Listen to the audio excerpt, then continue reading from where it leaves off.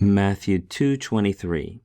Kai elthon katokesen eis palin legaminen Nazaret, hopos, plerothe ta rethin diaton propheton, hoti Nazarias klethesetai.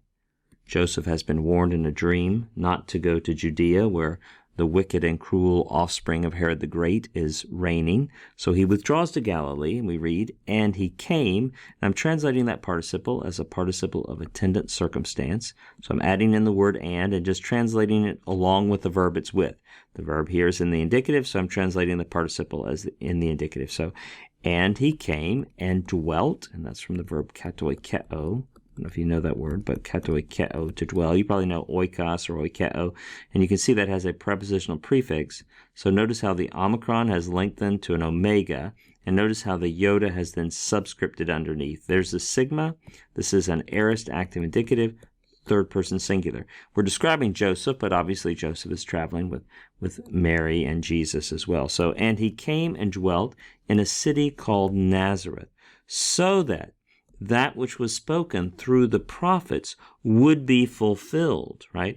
This is an aorist passive subjunctive following hopos.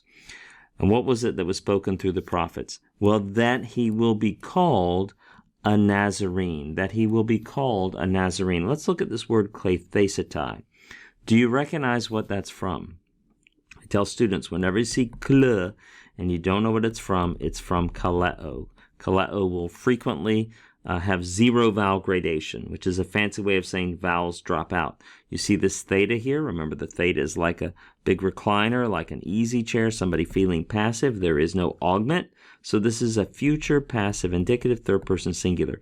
He will be called. And then this verb and this construction in particular takes a nominative rather than accusative. It doesn't take an accusative direct object. It takes a nominative of appellation, and that's why Nazarias is in the nominative. If you think about it, the subject here, he implied, he will be called a Nazarene. The verb will be called is almost like a copulative verb, isn't it? It's almost like an equal sign. He is that. And so whether you think of it that way or whether you think of it as a nominative of appellation, this construction requires a nominative on the other side there. Let's think for a moment about the meaning very quickly. So it's interesting. It doesn't just say a singular prophet, but through the prophets.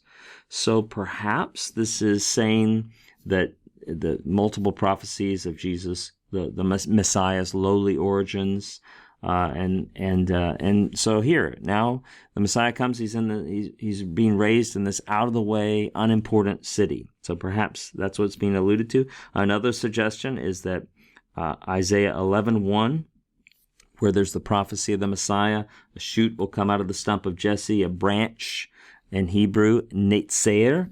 And so here we have those sounds, the Nazarias, netzer. Perhaps this is an allusion, a play on words. Here now the branch, the promised messianic branch has come.